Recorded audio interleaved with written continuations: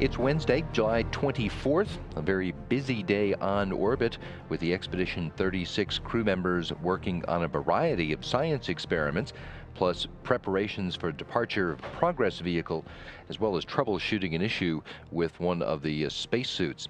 Commander Pavel Vinogradov and his crew kicked off their morning with a conference with each of their flight control teams around the world. The standard procedure to begin the day by reviewing the day's plan and letting the crew know about any adjustments that have been made during their sleep period.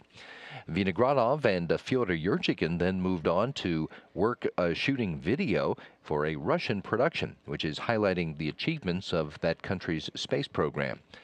It was science that kicked off the day today for Luca Parmitano.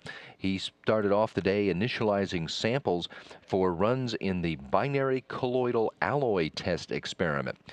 Also, science on the agenda for Alexander Mazurkin. He started his day with some more data takes on the Russian BAR experiment, which focused on isolating sources of leaks inside a pressurized vehicle.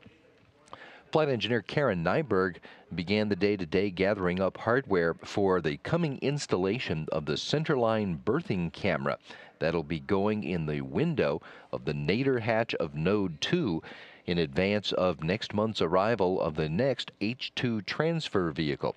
That camera will provide information to the operators of the robotic arm as they move after they've grappled the H-2 transfer vehicle, the HTV, and begin to install it in place on the Node 2. Chris Cassidy had exercise to begin his day today, and also then time for study of plans for continued troubleshooting on the spacesuit that leaked water into the helmet that was being worn by Luca Parmitano during last Tuesday's spacewalk, Tuesday last week. Cassidy then moved on to setting up hardware in the Kibo module for some upcoming runs with the Marangoni experiment that is looking at the physics of heat transfer in the microgravity environment. After lunch today, Vinogradov and Yurchikhin turned their attention to closing the hatch on the Progress vehicle that is currently docked to the aft end of the Pirs docking compartment. That's the end pointed down to Earth and identified in our graphic there as Progress 50, also known as 50P. The hatch is going to be closed a little later on Wednesday morning, and then the interface monitored for a day or more prior to the planned undocking of 50P on Thursday afternoon.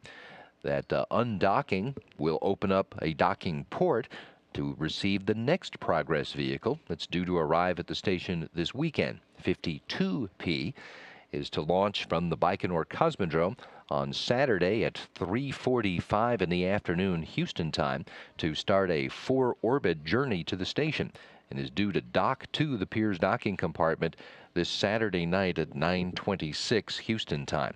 The launch and docking of that vehicle, of course, will be covered live on NASA television.